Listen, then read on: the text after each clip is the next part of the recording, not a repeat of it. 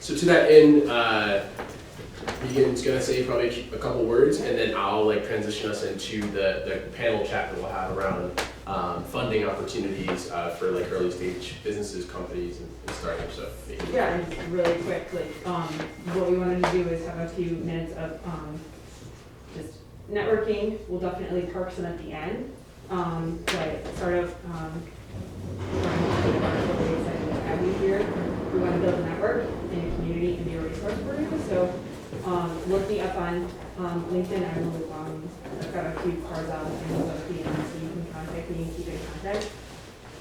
Just a little bit about me. I actually started my career across the pond or across this lake about 20 years ago in Chicago, and I've spent that time building a career in IT and e-commerce, a little bit in the startup world, and then a lot in corporate. And so a lot of my thrust is really building teams, building new organizations up from the start. And so if you've got any questions about anything from IT to ideation in that sort of web and app space, I'm happy to be that resource for you.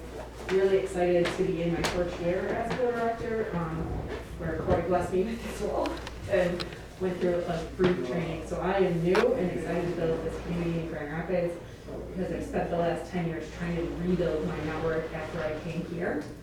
And I started it, and I'm glad to impart it here and grow even further. And that's the very heart of this space. So as one of our missions for the next year is to try to get in touch with you and then socialize our network to different spaces and use this one as an opportunity for you. And definitely, like Dr. Blue said, reach out to our spaces here. And we'd love to meet up further and have conversation and coffee, just about coffee. So with that, I'm really excited to introduce our panelists. The initial part of our agenda for this evening was really about getting to know in November. And the other side of that was getting to know about funding and then finding all of our individual growth. So what I want to do is spend about 15 minutes or so doing some questions and answers, or actually having you guys kind of talk about the 3 or 4 questions that are around funding that we should all know and educate us. And then we'll do a little bit of Q&A. And then Dr. Blue, if we have the programming for your event, we can tie into that and then leave some networking at the end. Does that make sense? That's perfect. Okay. Well, so with that, I welcome you, Jason, Jeremy, and Tom. awesome. Thanks. Round of applause. And Yes. Not necessarily. you all here during the snow too, by the way. All of you panelists and whatnot. So cool. Yeah. Awesome. Great. Yeah. So thank you, Megan, for sort of giving us a little bit of an inroad and introduction there. So really what we want to do is just have a short conversation where we, like Megan said, put the know as in KNOW in November. And so like, how do we share some knowledge, right? And for a lot of us who are interested, maybe some of you in the audience, and if you're gathered in our community today, like you have a business, right?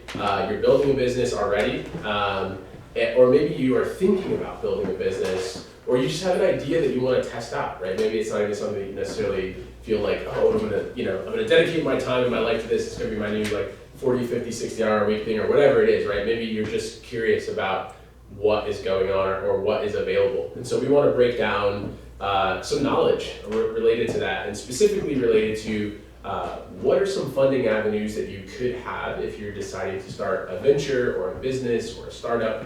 And we're really going to break it down into 3 particular buckets. And so the first bucket that we're going to talk about, that Jason is specifically going to speak to, is venture capital. So talking a little bit about who he is, his experience with that, and then what is venture capital and where is it potentially a fit, right? What sort of businesses would venture capital be aligned with, and maybe a little bit on what that looks like here in West Michigan. And then we're gonna have Tom or Thomas. Okay. It's a long story. I always say Tom, but I feel like you saw their emails as Thomas. So, but yeah, so Tom's gonna talk a little bit about equity crowdfunding. And so some of you might have heard of platforms like GoFundMe or WeFunder or different platforms like that. I'm sure you can talk about many more given your extensive experience in that space. But he's going to break that down and give a little bit of insight into that as an avenue that you could consider if you do want to build a business or you want to fund it in a way that's maybe going along that path. And then finally, I'm going to spend a few moments to talk about a couple of alternative ways beyond those two, including grants, accelerators, and sort of the bootstrapping way, right? Which is a term that sometimes is used in the industry. It's sort of a weird term that really just means, I don't know, bootstrapping is a weird term. You pull yourself up from the bootstraps. Yeah.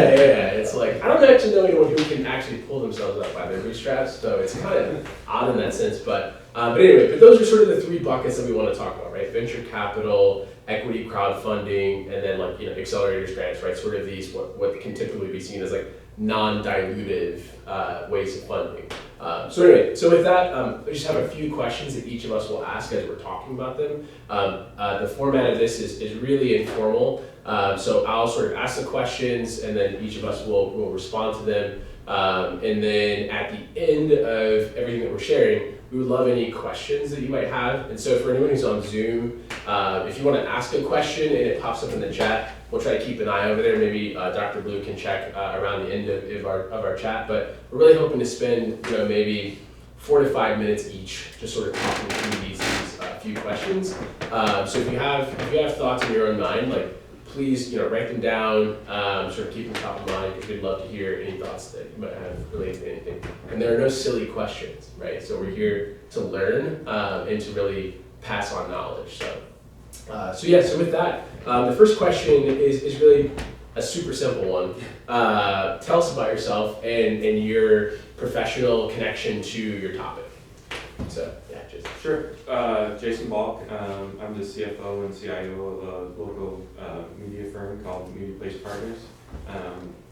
Got my origins from troubleshooting dial-up internet back in the day. And that just led to a career in ad tech and online advertising and doing a bunch of other different fun things. So. Yeah, awesome. Yeah, and then Tom, how would you like to answer that question? Sure. So right now I'm the entrepreneur in residence at Grand Valley State. I've been in the startup community here in West Michigan for almost a decade now, but I grew up in a startup family. My dad worked in the tech world. So going back to when I was a little kid, I worked at the SBDC in Kalamazoo back in the late 90s and early 2000s when I was still in college. And I'm a lawyer in the venture capital space, so I was working as a securities regulator when President Obama signed the Jobs Act into law, and my boss said, congratulations, you know, have to learn equity crowdfunding, good luck with that. So that's how I wound up being on some national committees and other things as a result of that. Yeah, awesome. And then just quickly for myself, so I grew up in Grand Rapids, and back in 2013, 2014, I heard this term called startup, and I was like, oh, this is really interesting. What is it? And then decided that I wanted to move to New York City, and then ultimately landed out in the San Francisco Bay Area. So I lived in Oakland for about 7 years, and worked for a bunch of startups. And so in that time, I knew nothing. When I showed up there, and fortunately I had a chance to work with people who and work at companies that some of you might use, right? So Facebook, Google, and another startup that I worked for got bought by Dropbox. And so I had these experiences of learning this space that was sort of when you walk down the street, you think oh, that person, you don't actively think this, but you think that person probably uses Google. That person probably uses, Facebook or Instagram or something like that. And having an opportunity to work in those sorts of organizations that potentially could influence or in some way touch 1 billion lives was really interesting. And so as I moved back, I just thought oh, it'd be cool to maybe get some people together who care about that stuff or maybe want to hear about those stories. And share them in the hopes that other people might, either get inspired or go down that path themselves. So anyway, so the second question is, can you define your topic, right? So for venture capital, or angel investing, right? Can you sort of break it down so that an elementary age kid can understand what it is? So you can take a second to me too. Sure. Yeah. I think to extent of my background, but I was just kind of explaining to you a little bit about what my normal day-to-day job is. But yeah, I've been in angel and VC investing for like 12 years now, and we have our own fund. And, Yeah. So when it comes to venture capital, it's just, and you look at it, it's just how are you going to fund your business? The product bootstrapping, either you're going to just grow it yourself and fund it yourself, or maybe you decide to go and talk to some friends and family when you get to a certain level of your business, maybe a plan, or and then grow from the planning phase and trying to find product market fit. That's where generally you can either go to like a group of angel investors or venture capital to try and get them to fund your business. So, crowdfunding is really tough to define. I think, expanding a little bit on what Jason said, not every company is right for venture capital, some are perfect for it. So when I, as a venture capital attorney, think of it starts with friends, what I call the 3 F's, friends, family, and fools round. Most of them are fools, even if they're your friends or your family. Then you usually get some seed money from accelerators and other things. And if you're going to be a really high scale company, you're going to go to an angel round, eventually a bridge round, and then into the VCs where you've got Series A, B, C, D. Typical company that reaches an exit nowadays, whether it's IPO or getting acquired, has 7 to 10 funding rounds. I think it was the last time the average was there, and the founders wind up with something like 17% of equity in the company that they founded. Crowdfunding is a little bit of a different approach because a lot of companies say, you know what, I'm not necessarily shooting for that big high-scale growth thing. Maybe I'm a pizzeria or more of a locally based business, or I just want to grow within my neighborhood or within my region. So crowdfunding is going out to people that you know in your community and some people that you don't know, putting them on a platform, and instead of getting a big check from an angel or a VC, you get $25 or $100. And at this point in time, under the US securities laws, there's state level crowdfunding. I helped write 5 crowdfunding bills in different states. There's federal crowdfunding that starts with regulation CF, goes up to, you can do what's called a Reg A Plus offering, where you can raise as much as $50 million. It's like a mini public offering, and if you do it well enough, you can actually go right on the NASDAQ. So crowdfunding has kind of expanded from where it started, which was like Kickstarter. You guys all like a Kickstarter. So it's kind of a cool method. It's open to a lot more investors. Angels or VCs have to be what are called accredited investors, and that's a term basically meaning you make $200,000 a year or $300,000 with your spouse, or have a net worth of $1 million, and that represents between 5 and 7% of the U.S. population. Really narrow pool of investors. You want to be able to raise from a lot more people, and also when you're doing that, you can't solicit generally, and you can't put a billboard on I-75 and say, come invest in my company, except in certain circumstances. With crowdfunding, you can broadcast a little more widely, and you might not know the investors, but say, would you like to come to Joe's Pizzeria? If so, buy a share and eat slices of pizza while you're making money on the investment. Awesome. Yeah, I appreciate that. And once again, if there are any questions that sort of come up as you're hearing this, like write them down or keep it top of mind, whatever it is, we'll sort of. Well, I do have a question. Yeah, you should have. Yeah. I mean, it's something, you talk about money though, and money's equal too. I mean, at some point, I know where I'm at, and $100,000, it's not gonna help me. It's gonna hurt me really, because I'm gonna have $100,000 and I really don't know what to do with it, right? So it can be dangerous to get, have that money that just sitting around, I've been there. No, I was literally with a company once that raised $1 million, and I sat down, the co-founders were British, and we actually had a conversation where we said, fuck, now we gotta spend $1 million, how are we gonna do this? And I said, I don't know. And we wound up hiring a bunch of people and doing some stuff, probably making a lot more mistakes, and the F word was used a lot more after that. British people use it more artistically than we do. But isn't there a process though, isn't there a reason that we go through all the process of validating and putting, pitch decks together and all that other stuff together, Well, so that we can really learn what we need, some, you can show up in front of a VC and say, say you need $1 million when you really need 10 million because you don't know what you need.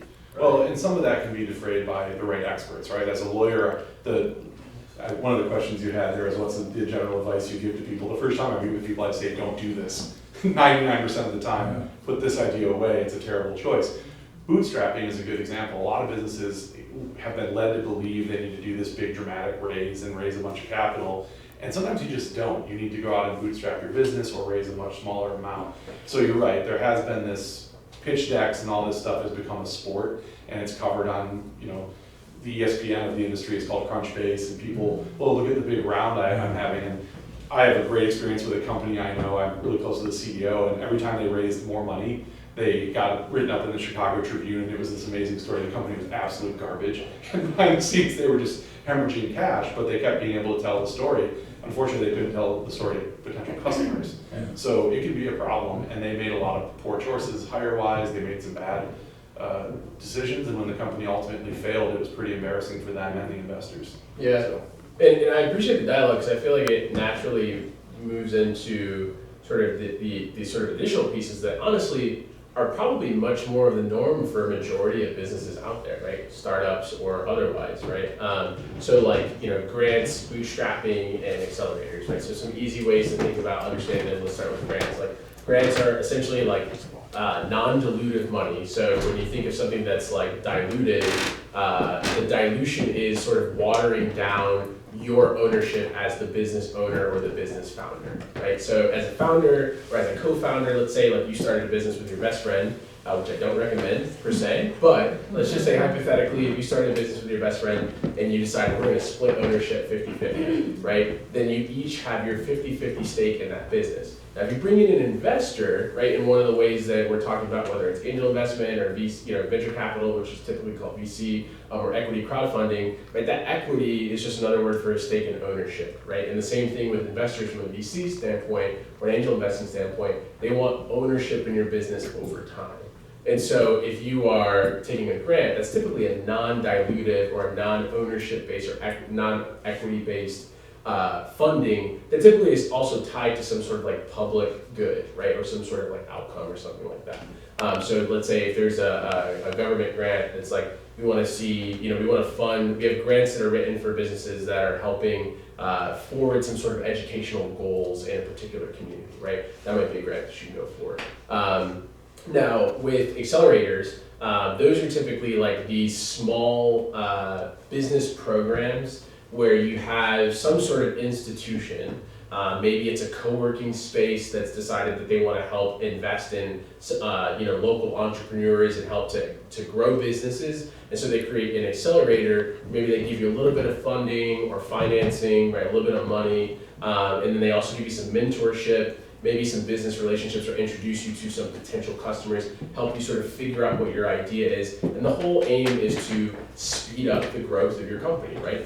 Hence the name Accelerator, right? So those are typically like smaller cohort-based business programs that are aimed at helping you to grow a bit faster and get some of the resources that can help to really sort of move that growth and the speed of that growth over time. And then finally, the term that we were talking about that was mentioned a couple times, bootstrapping, sort of comes from this phrase of pulling yourself up by your bootstrap, which arguably is a myth, but it's a whole other conversation. But sort of this idea of like, you basically are funding your company through customers, right? So your customers actually are a form of being like investors for you, right? You're building something that people want. And so when you're building something that people want, typically somebody is paying you for that service, unless you're giving it away for free, or that product. But typically, those are the folks who are helping you to finance whatever it is that you're doing. So you're covering your operating costs, right? Whether it's salaries or let's say you decided you want to have some of an office in this awesome space. Like an operating cost would be the monthly cost of this sort of space, right? Or different things like that, right? Subscriptions online. So those are sort of easy definitions of those three things: the grants, the accelerators, and then bootstrapping, and sort of how they can relate to equity crowdfunding and venture capital. And so now that we sort of have a bit of a shared working definition, the next question that I thought would be really good to sort of pose to particularly our other two panelists, is what kind of companies would you describe, or what are some of the characteristics of companies that could or would, or maybe even should, benefit from the type of funding that each of you are speaking about? Yeah, sure. When it comes to venture capital, obviously the goal is to be first to market in many cases. A lot of times, companies aren't going to come in and get behind you unless you're showing that you're creating a new category. You're going to be a content or category king, so to speak. And so what ends up happening within the VC, if you're right for that, is let's say you found your you started up the business, you have the plan, you're going through product market fit, you're trying to determine like who your customers are.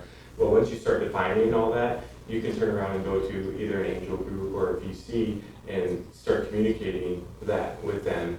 And, hopefully what they're going to allow you by doing by investing in equity, you're also looking for them to help you grow the business, just not using the money. They need to be there as consultants along the way. They need to help you navigate certain things, or maybe you want to go to a certain VC that specializes in, app development, and then you may be able to be connected up with somebody to be able to start marketing your products and services, and where you're looking for help to get to that next level, whatever that level you define, as long as, angels can write a check from anywhere from, a couple dollars to, a couple $100,000, and then you get into the VC side when you're a little bit more mature and willing to have some of those conversations. So if you're got past, maybe you have like a pizzeria, and all of a sudden you're just like, I want to go out and create some franchises and sell my ideas. Like maybe that's a point in time where you want to go out and raise some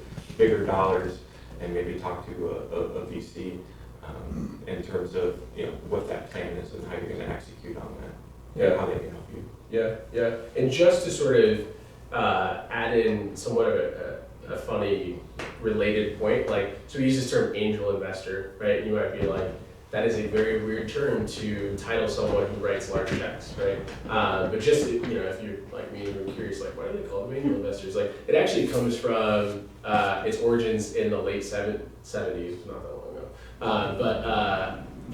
It comes from the Broadway theater, actually. And so the origins of the term of an angel investor was historically someone who would like underwrite a play and essentially sort of deliver the play from like, crashing and burning and running out of money and not being able to finance it and ultimately not making it to the, the big stage. But that since, those high net worth people who would write those sort of checks, who would sort of save those plays, has since, it's sort of been a borrowed term from that industry, in the sense that now when people are building businesses and maybe you're like, I have so many, like, maybe you made a great pizzeria, you have so many customers, you can't keep up with the operating costs of like buying all that dough and buying all that pizza sauce and whatever else, right? And then all of a sudden you're like, well, I need some money really fast. And the whole concept is that angel sort of writes that check and like, sort of, for lack of a better term, like runs the business from crashing. But anyway, just a random, in case you were sitting there wondering, like, why do they keep saying angel? Like, that's random tidbit. So anyway. And little known anecdote, one of the most famous angels was Frazee, who sold Babe Ruth to the New York Yankees. He was the owner of the Red Sox.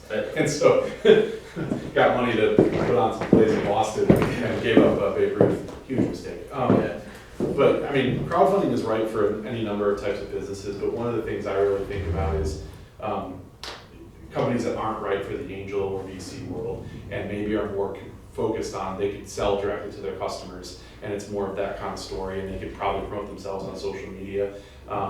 Very product-based, food, restaurants, things like that. I mean, at the top end, it's very much a venture capital thing. We've seen some of them go on, but oftentimes the difficulty with crowdfunding is you aren't getting traction with angels, but people are saying, I love this idea, I'd love to put money into it, and then angels will often look at your crowdfunding round, and if you didn't do it right, say, well, now there's 100 investors on here, I want nothing to do with you, please go away. But any type of business, there's different facets. This is hard for me because I could talk for 2 hours on this, but if it's more regionally focused and you can go find your investors one-on-one, and also if you don't have a pocket of high net worth individuals, or you don't feel like you want to approach and kiss the brass ring with some of these tables, then go to crowdfunding. Yeah, really, I mean, because at that point you're as he said, you're looking for the right types of investors, and sometimes that's more painstaking than it would be just to make a public offering where people can come in and say, hey, I like your idea, I want to. I'm trying to think of any good breweries that get funded this way all the time, or whiskey companies, or a lot of clothing lines this way as well. Is that expensive too? It can be. Doing a Reg A Plus offering, I think the last one I did, I charged $10,000. There are guys doing it for $75,000.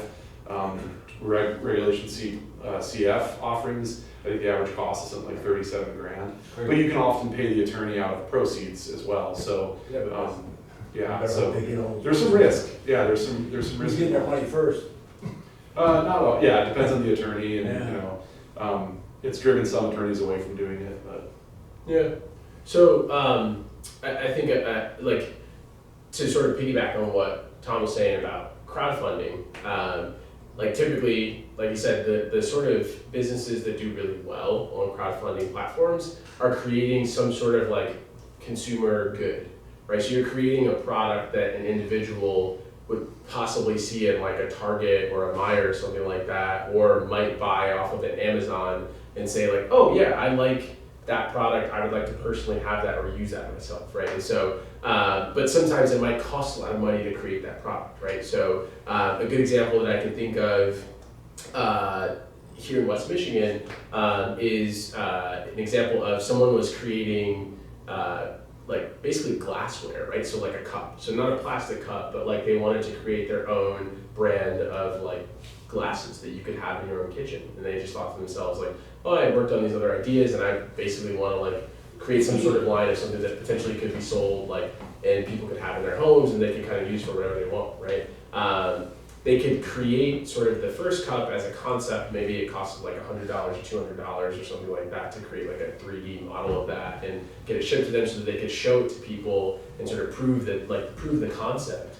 But really there was, sort of this challenge of like, in order for them to sell to, potentially hundreds of customers or thousands of customers, they needed to raise more money. And so like a crowdfunding approach could be good for that. Or another example is, many of you might be familiar with like, the smartwatch platform Fitbit, right? Sort of an earlier, version of something like a Fitbit or a smartwatch was something called the Pebble.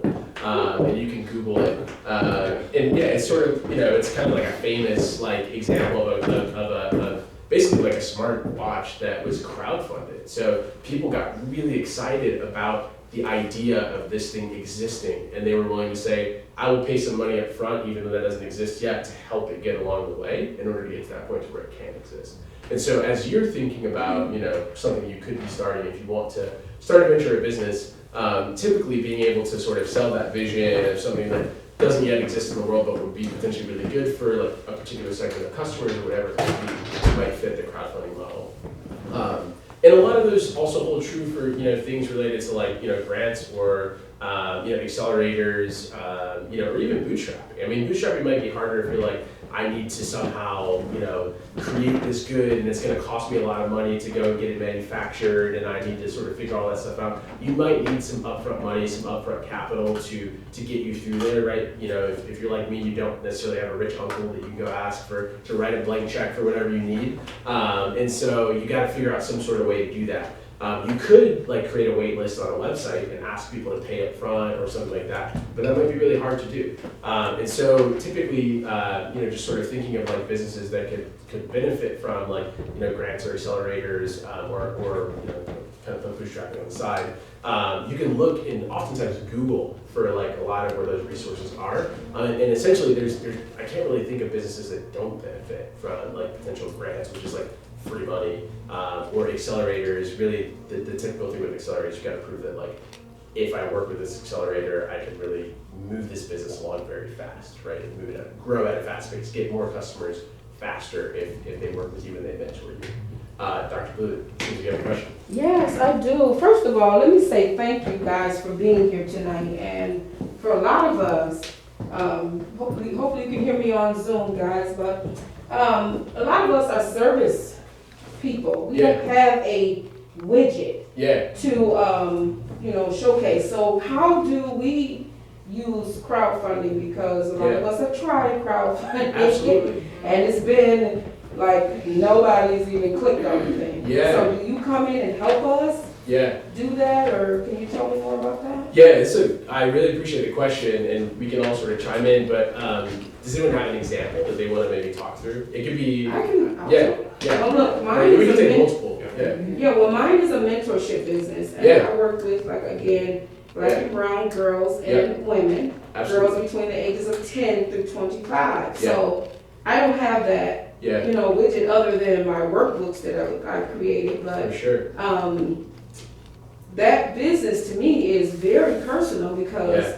I've not only been a black and brown girl, Yeah. I am a black and brown woman. So Yeah. this is the story, and I Yeah. am the voice for a lot of people that are there or coming up, starting their businesses or Absolutely. whatever. So Yeah. that, we just really need to know some clarity. Yeah, a lot of us have tried crowdfunding and a lot of things that you're saying tonight, but Yeah, we really just need to know like what those steps would look like for us. totally, yeah.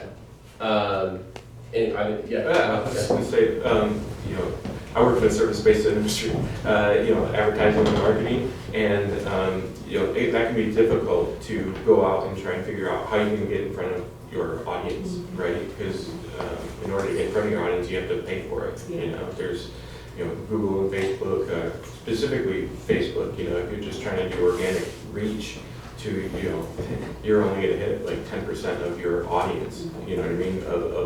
And you have to pay to play, right? And that can make things extremely difficult. So there might be some other methods that you need to kind of go out and figure out how you're gonna grow and promote your business, you know, and some of it can be doing events like this, but a lot of it, I think, has to do with networking and finding the right individuals that maybe are within your industry or different associations, maybe locally, that you can go in and just like, you know, how did you do this? You know, I mean, you've been doing this for 10 years. How did you get started? And just asking questions, and because there's no magic bullet, right? There's no wrong or right way to do things either. So it's just, you know, I guess just absorb and continue to ask questions and stuff. And you know, when even when we're talking about like, you know, venture funding or angel investing, it's just like you have to kind of have some thick skin, because you're going to hear a lot of no's, and that's kind of like what your example was with the crowdfunding. It's like you tried it, but it didn't quite work for you. You know, what are some other options out there that you can work with? And I think it's really just probably communicate with folks that have been there before. So mine is similar, because it's in the service industry, but it's also a nonprofit. Mhm. Is that possible to even, like, would they even look at a nonprofit? yeah, I mean, nonprofit crowdfunding is very common. There's also a lot of foundations. You know, nonprofits tend to get a lot of their grants, their money and grants from foundations, which can be even more difficult when you go to VCs, because some foundations, you read their page and you're like, they're perfect for me, and you're like, you're not in our cohort at all, and you wonder why. But yeah, I mean, crowdfunding for nonprofits is very common. I would say when I meet with somebody and they say, I want to do crowdfunding, there's a couple of things I sit down. How much money do you need to raise? From who do you think you're going to raise that money from? And how are you going to use that money? And that helps me guide towards, I could probably count like 10 different types of crowdfunding, where I would point them, and then what our strategy would be. Because there's anything from GoFundMe, you know, which is you're competing against the guy with cancer next door, who needs, you know, funeral costs or something, up to like a Reg A Plus offering, where you're probably not in either context at either of those. There's somewhere in between. And then also strategizing how to then use that crowdfunding page. So, you know, I think Indiegogo is still out there, tends to fall more on the nonprofit side of things and more on the services side of things than like a Kickstarter. And it might be hard to give, you don't want to give up equity in your company. The other thing you can do is there are revenue share crowdfunding apps, there are debt crowdfunding solutions, things like that.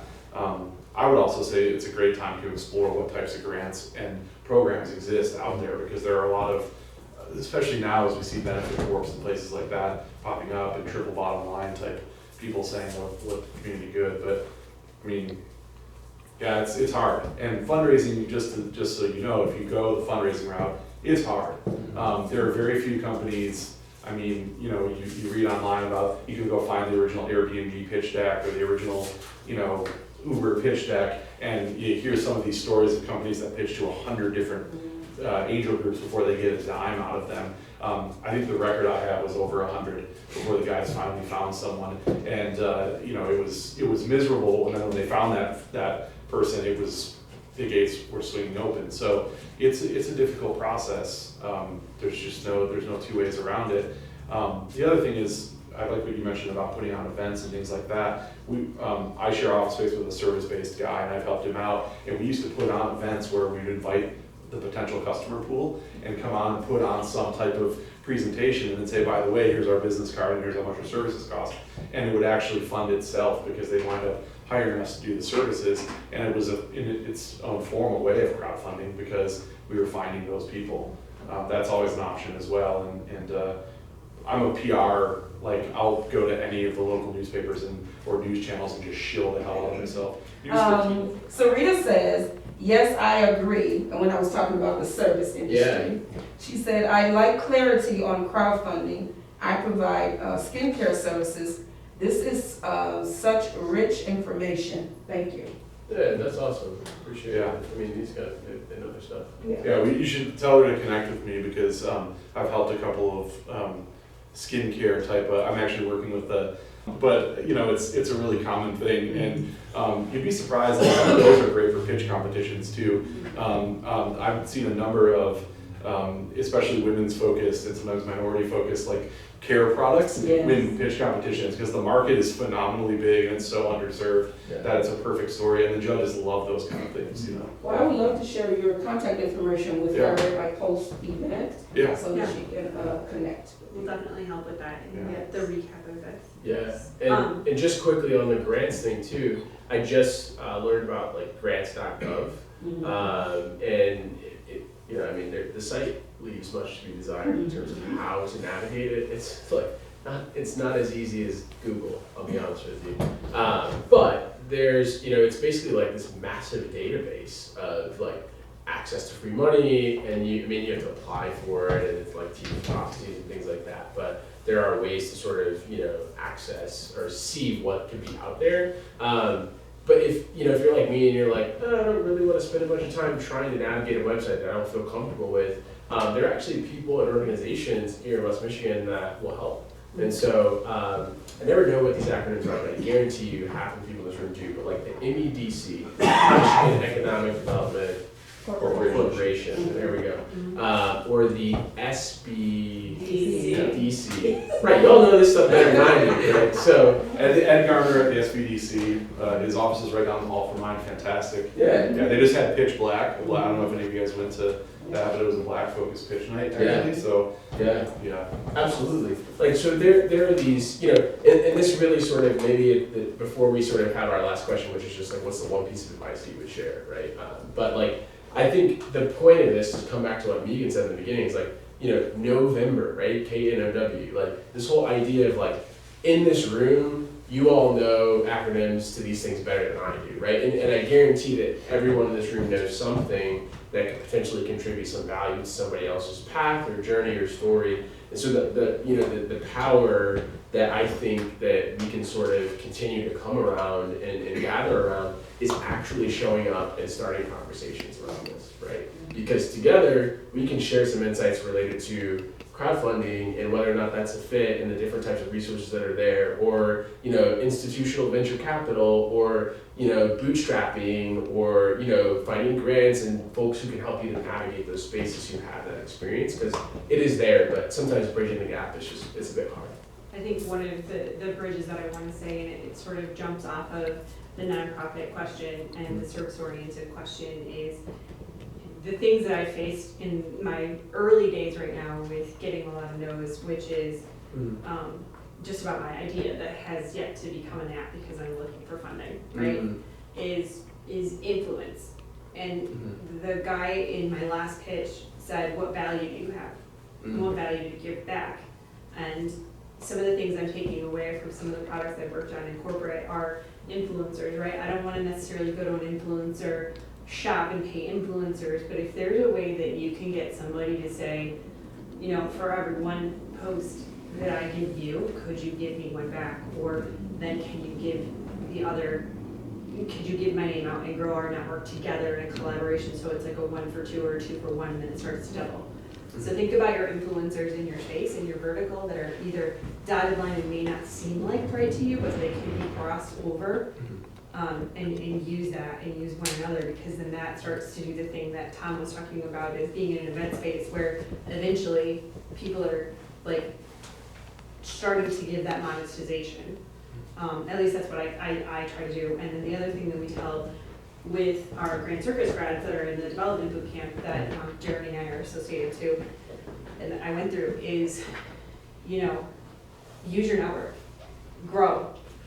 And for, you know, just kindly reach out to someone and do that influencer kind of thing, which I would love to know, like, how can I talk to you or get some knowledge from you, even if it's just like a coffee date on Zoom. You know, just don't be afraid to reach out and grow your network. Because every one person that you ask, it's like Ancestry.com or 23andMe or whatever other apps are out there, right? It's uncover your leaves. Always uncover the leaf on the next part of your tree and grow your network. It's not about being the influencer and having all of the followers on Instagram. It's about the value. Yeah. Yeah, sorry, Dr. No, I was going to say that I know that everyone came out here on this snowy day. We have people on Zoom too. They could have been somewhere else. But I would just like to know what their one takeaway is from this awesome event and what are they going to do with the information that they obtained here today.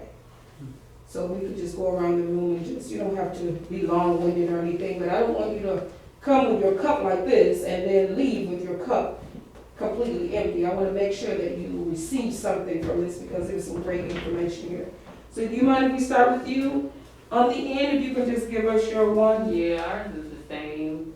So basically, I guess coming here, basically opened up, because I guess I haven't really closed off the idea of the business that we want to do, but I sort of put it on the back burner because things weren't happening for it, and I just put my focus, both of us have busy lives, put our focus elsewhere.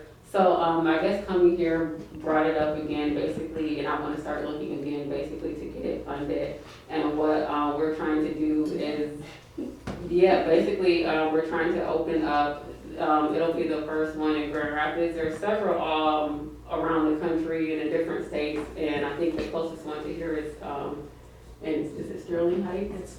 So it's basically a sensory-based play center, mainly for kids with autism. I have a son with autism. We just experienced like horrible things when we went out into the community. And so I wanted to bring somewhere where he could play and be himself and not be looked at, judged, and people would understand basically. So I wanted to bring that, something like that here, and he's getting older now too, and I'm seeing more things that he needs, and I'm like, okay, what about doing different things, like where we could possibly hire like other kids with special needs, getting more resources for kids with autism here, because it's not a lot here at all. So that's our main thing that we want to do. Basically, it'll be like just a huge play center for kids with autism, where they could have like support and fun and just basically be themselves. So. I would love to reach out to you. Okay. Two resources, because we have a shared resource that opened up a care center that's sensory like that in the other side of the lake. But the other reason is I have a friend that has a son that is now graduated from high school, and she's part of Autism. She started it. So I'd love to reach out to you. And then there are local resources here that I just thought about. Sorry about this. On Slack.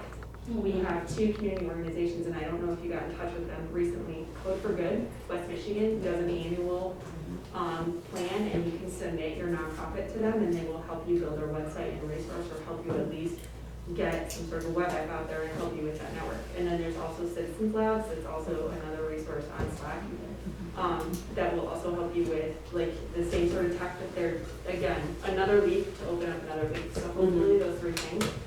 You call, I can give you my name and we can reach out and I can tell you about these stuff after. I love it. Did you have something lovely on the end? Oh, no, I'm here for support. Okay, well, that's exactly what we're here for. Yeah, that's great. Yes. And what is your?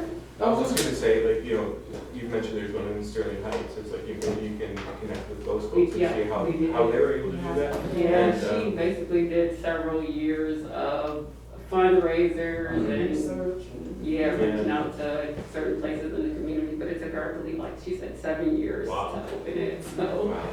That, something that maybe you can consider is like reaching out to the local, like, Special Olympics chapters, and maybe they have some funding. But the grants is another great way of looking for some stuff. I mean, to the tune of, you probably get a lot of, maybe you can get some of the playground equipment paid for by certain grants from either local or, national type of agencies out there as well. So we're working on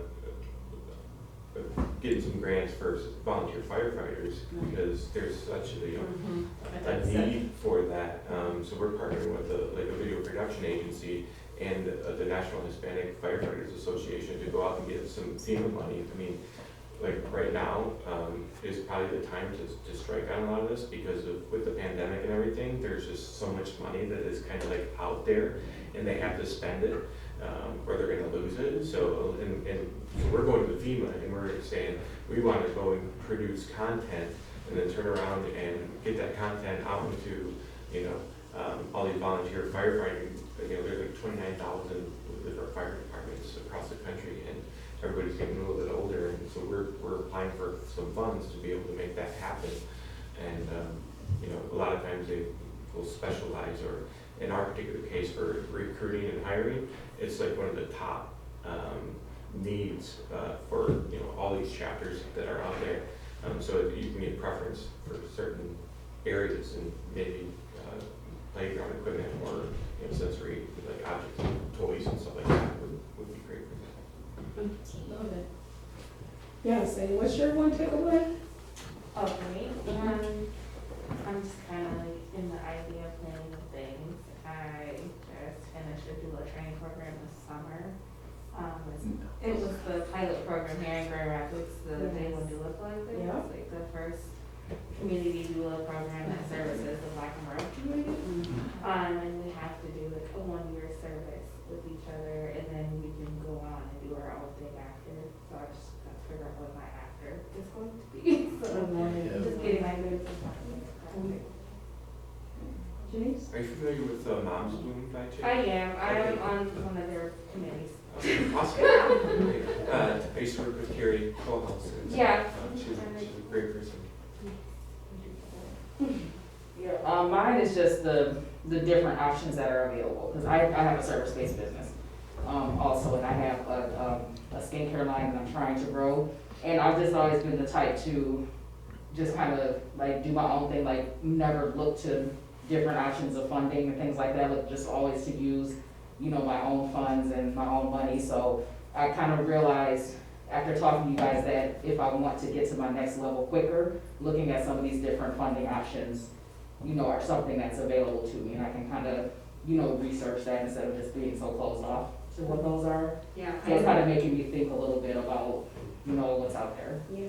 I have a friend that went through the Lansing-based DC area too, that was a skincare for European women. So I can reach out to her too if you want me to, you know, connect with me and find me on LinkedIn, Facebook, whatever, I'm happy to. This is downplaying her business. She is, she Got is it. like, right, Yeah, she is right. She's not got even it. speaking to Yeah. Well, that's because I'm trying to Let's go. Right, I understand. do Yeah. more like quicker. Yeah. That's what I want to do. She's awesome. Thank you. She has her own line of products, so yes. That's awesome. Yes, and what's your one takeaway, Jordan? I'm really just trying to get out into the ecosystem, kind of, you know, see what's going on, see everyone else and kind of engage with everyone out here. So, Yeah. Well, Yeah. we're here. You come have, not virtual, but we can have coffee together. I love that. Yeah. Yes, and what's your one takeaway? Well, I too am part of the ecosystem. My name is Janet Wiley. I work for Spartan Innovations, and that's how I met Jeremy. We have a business accelerator fund, and he's part of the Conquer Accelerator, which we work with. But there are a number of resources that are in the community. SBDC is a great place to start. They can help you put your business plan together, put your financial plan together. For a nonprofit, the Johnson Center for Philanthropy is a great resource to reach out to. They can help you with your filing for your 501c3, what it would take to do fundraising in the state. You know, there's so much of it that's just getting out and, you know, when you're introducing yourself, who you are, what your business is. Because then, you know, you never know who knows somebody else that can introduce you to somebody else or has a connection somewhere. I think one thing too, and I used to be in the angel venture space, so one thing to remember, it seems great to get that money, but just remember you're giving up your control with the expectation you're selling your business. And there are some people that get into it thinking this is gonna be great, and then all of a sudden they're like, wait a minute, this isn't what I intended. Mm-hmm. So just think of it, the minute you take someone else's money, Now you owe them, and they're giving you money to get money back. Yeah. So think of it that way, that eventually they're looking for you to sell your business and get out of it. So if it's something you love and you wanna keep it, angel inventor is not the right avenue for you, so just keep that in mind. I just want to say I tried to get Jen to be up. I wasn't sure if I was gonna be able to be here tonight, so I didn't want to go One back. of these chairs. Yeah. So much more, and she's here. You can tell she's a recent. But I didn't want to leave Ed out. Ed, what is your one takeaway tonight? My one takeaway is the fact that there's much more help than I realized, and I don't have to do everything myself. Yes. This guy right here is amazing. See how he showed up today? I don't even think he was on the schedule, but he was like, you asked me? I'll be here. We appreciate him so much. Sounds like good information. Yes, it is. And what's your one takeaway? I think that there, like Ed said, there's a lot more resources that I didn't even know of to check out. Yeah. That's good. I'm so glad that you're here tonight. Hi, and what's your one takeaway? I'm new to Grand Rapids and was looking for a startup or entrepreneur event to go to, so this was the first one I found. And I've been involved in a couple of startups myself, so a lot of this is good, refreshing information. You know, I'm familiar with all of the terms, but haven't been in the throes of the startup world. I mean, I run my own business now, but I'm not actually looking for funding, but certainly looking to work with businesses that perhaps are, and really, like you said, Megan, just want to extend my network in Grand Rapids. So it's been great. All right, welcome. Hi there, what's your one takeaway? Ken, I'm originally from Chicago, Florida, via Chicago, now Grand Rapids. My wife is working here, and yeah, it's just, for me, it's, I just need to keep coming. Well, it's nice to see it real, you know, instead of Zoom, that's for sure. See people in face to face. I love to see the warmth of the eyes, man, it makes a difference, you know.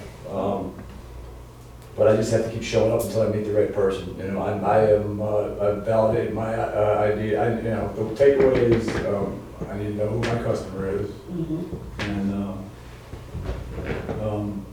nobody knows them like I do. Nobody can do what nobody can sell like I can sell, and nobody can do it's my idea. You know, miles. So I drive back and forth. I say Chicago, so I've been all over. Right, my kid played baseball in Georgia in college, so back and forth, but I was back and forth in Florida, and I was driving by somebody on the side of the road broken down, and I'm like, man, I wish I would have known about that a little bit earlier, and I could have stopped and helped them. So now that's what we're doing. Starting small, we're wireframe is pretty close to being done. We got to finish the colors and put all the design in it, and yeah, we're getting ready to post for beta testers. And I haven't funded it. I mean, I lost a couple bucks, not a couple, I lost a lot of money. $685,000 for an iOS. Wow. For an iOS prototype. High fidelity prototype. You should talk to me, man. I went to 4 of them. I need you 4 of those, man. Yeah. You know, it doesn't take long. I mean, it hasn't been in business. I didn't just fall off the hill. It's not the first rodeo. And somebody asked me for $85,000 a month. You know, I'm like, what am I? That's a nice car for $85,000. That's what I think. Yeah. So anyway, know my customer and know what I need to do. You know, just keep plugging away and listen to people that have done it before. You know? Absolutely. Yeah. Can't give up, no time to give up. We're almost into 2022. Yes, what is your one takeaway? I know you're back there, but I know you heard something. Yeah, it's, I'm a co-founder of a company called Cozy. We help people relocate after a catastrophic loss, a house fire, or water damage. And I'm just here to broaden my network, meet a bunch of great people, and see everyone in Grand Rapids who's doing some great things. I'm excited to be here. All right, well, welcome to Growth. Yeah. Any takeaways from the Zoom? Well, they sent me a private message. They are just when I say that they are loving this, and I think we probably need to do another one together. Absolutely, yeah. So brought me back into space, and that's what they're asking for, so yes. I do want to plug something for existing businesses. There's a program at Grand Valley State, if you don't mind working with our students, called LENGR, and the applications are open for spring of 2022. We're losing one of our good seniors, but we've got some great people. I know we've got some social media marketing types, we've got some branding types, and a couple finance students, because they were guys that played basketball for me in the AU days, and I said, you're coming to work here. And they're paid interns, and they do pretty good work, so you have to apply if anyone's interested. And they do work with nonprofits in certain circumstances. It says they don't on the website, but it's a lie. I run the program, so. Yeah, you got I'm easy. My last name is like Diet Coke, Coke Tea at GVSU. But the application's online if you go to the Center for Entrepreneurship and Innovation webpage. Okay. Yeah, and we can try our best to round up all the resources that were mentioned, Yes. and then send that out in an email, Yes. right? And so I think between all, like, at least The between two. the two, at least between the two of you, like, Yep. we can get this email. Yes. But yeah, I mean, really appreciate like the conversation, the questions, the dialogue, the engagement. I think this has really been great to hear like the real life cases, like and use cases, right? For like how some of these different forms of funding may apply to what you want to see in the world, right? Because it's ultimately about these ideas that you have, this vision that you have, sort of going back to something like what, Ken said, like nobody can execute on your idea like you can, right? Because it's your vision. It's something that you've thought about, you've developed, you're sort of asking yourself, is this a thing that I need to do? Probably thinking about it all the time, which probably means that you should do something about it. Even if you don't go for the funding. But yeah, I mean, even if it's getting started with like, taking a Google Forms, right, or a Google spreadsheet or a Google Doc and putting it in front of people and asking for feedback, or creating a little survey on, like SurveyMonkey or something, or using, whatever sort of platform, right? Yeah, like there are so many different ways. Sometimes we can think we got to start big, and sometimes, sort of going back to something that Tom said earlier about Airbnb, right? People oftentimes, like, I don't know about y'all, but it's an app that I've used and enjoy using. And sometimes we think about this idea, and maybe you all should just do this, like go home and like Google like early Airbnb like images on Google. And honestly, like trash. Like it looks Business model, put their business model. And you can find that pitch deck with all their early stage stuff. They actually used to be called airbedandbreakfast.com, I'm pretty sure, like the full URL, right? Because the maintenance, right? So, but they grew over time, and there's actually a really good podcast where they talk about the struggles that they faced as a company. I mean, now it's like one of the most recognizable brands on the planet, right? But in the early days, like people were like literally saying, people use this, they go stay in like strangers' bedrooms. That is weird, right? Like, because it is, in some ways it's kind of weird. But it's like, that's that sort of wild idea that these two guys, they happen to be in San Francisco, and their landlord said, your rent is going up like 30%, like as of this upcoming month, so deal with it and make sure you're not late on your check. And they were like, how are we gonna do this? And they were like, maybe we could put an airbed on our living room floor and, put up a very simple website just saying like, do you need to stay somewhere? And they got a couple people, and somehow they would rent, right? But like their idea started out as literally an airbed on the living room floor. So whatever you're building, you might feel like, however you feel, like it can feel like an airbed on a living room floor. But if you keep building it and sticking with it, finding community with like-minded people, accessing resources, like you can bring that to whatever that vision is that you really have in your mind that you want to see it in. Yes. A senior at BYU just got, the name of the app is Neighbor, and you see all these storage places popping up. Well, they're using people's garages and their empty bedrooms now. Yeah. He just got his first round, $50 million. Yeah, it's crazy. There's so much money in the economy right now, it's not even funny. Uber's whole business model is doing exactly what your mom told you not to do. Yeah. Summon a stranger in your car. And now, in New York, you can use Uber to call a taxi. Those losers. They gave in. No. Taxis are still there. Dr. Luke? Yeah, so we have another comment here online from Sarita. She said, this has breathed new life into my vision. I plan to apply and implement this information so that people can experience the beneficial and bespoke services that Regal Aesthetics provides. I plan to set aside my fear and uncertainty and connect with those that have offered to help me. That's cool. That's cool. Yes. That's really cool. I think the thing to pick up on, right, is something I learned even here on Monday, which is we're experts in our fields that we're comfortable with, and it's uncomfortable when you're trying to do something new. So plant the seed, because think about it, we do that with the ground and the earth, we plant a seed, and then we care and feed it with water and sunlight. So we need to do that with each other. Yes. And this is what it looks like. It's like showing up and, you know, opening bottles of wine sometimes. But you know, showing up and having conversation, you know, and really showing up and each of the contributions honestly has enhanced this conversation. Everything that everyone said has added a value to the conversation. So Absolutely, because this happened organically. Yeah. As, he mentioned. But I know that everyone here tonight is here purposefully, but we want to make sure that you stay in touch. Yeah. So if you guys have cards, please feel free to share them, or if you're looking to connect with these individuals, you know that you can reach out to me as well, and I'll get you in touch. My card is up here as well. So we appreciate you guys coming here, unless you guys had more tonight. No, I mean, I think that's everything from me. I mean, if you want to add your like sort of one piece of Party. Yeah, party. That's always Party favors. Yeah. I was gonna say, you know, you guys have your no in November, and when I was thinking, you said no, I was thinking like, no, like Yeah. the word no. And you really have to have thick skin and, you know, be passionate about your plans and your purpose when you're talking with other folks, because you're gonna hear a lot of no's, but all you need is one yes. Okay? Yep.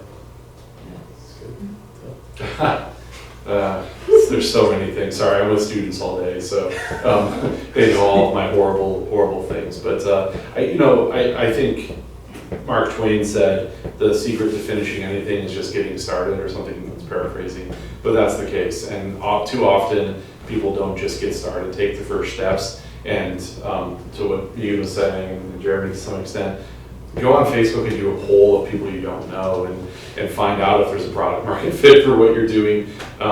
My second piece of advice is bootstrap as long as you can. Ignore all the other types. Literally, I wasn't joking when I say people come and meet with me and I say, why are you raising funds? And if you can't answer that question, it's kind of like, you know, going to a rabbi and saying you want to join, you know, the Jewish faith. It takes like 6 meetings like that before they say, okay, we'll let you try. Just wait. Like, bootstrap, do as much as you can on your own, ask, but always be willing to ask for support, and be humbled. You know, people will help you if you ask for it. And West Michigan is a community where we have a ton of people that want to help. And this community gets a bad rap sometimes. Our baby boomer generation in particular around here, they're sitting around going, please, somebody come talk to me and then ask for some advice. And they might give you more advice than you want. But a lot of times they're great sources of knowledge, especially if they're successful people. Like with the autism thing, I was thinking about Brian Calley, the former lieutenant governor.